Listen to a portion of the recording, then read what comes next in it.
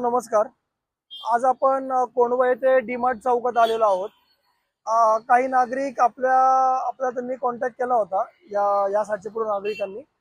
तर इथून पूर्ण जर तुम्ही रस्ता बघता पूर्ण स्ट्रेट जो रस्ता जातोय तर या चौकामध्ये खूप गर्दी होती, हे मला मान्य आहे.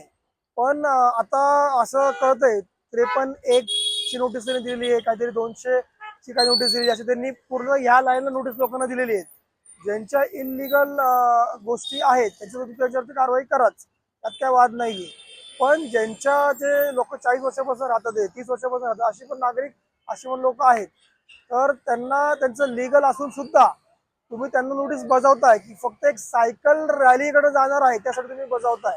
तर आम्ही तुम्हाला सांगू इच्छितो, जे इलिगल आहे तुम्ही त्यांच्यावरती कारवाई करा.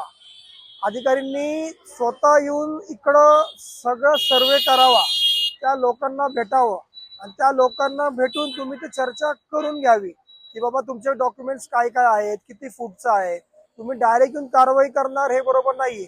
आणि असे पण काही नोटीस आहेत की ज्यांचे बांधकाम चालू पण आहे, तुम्ही त्यांना तरी बांधकामाची नोटीस दिली की बांधकाम चालू आहेत, हे पूर्णपणे अयोग्य आहे. आणि तुम्ही अधिकाऱ्यांनी हे विसरू नका, पब्लिकचे तुम्ही सर्वंट आहात, तुम्ही पब्लिकचे नोकर आहात.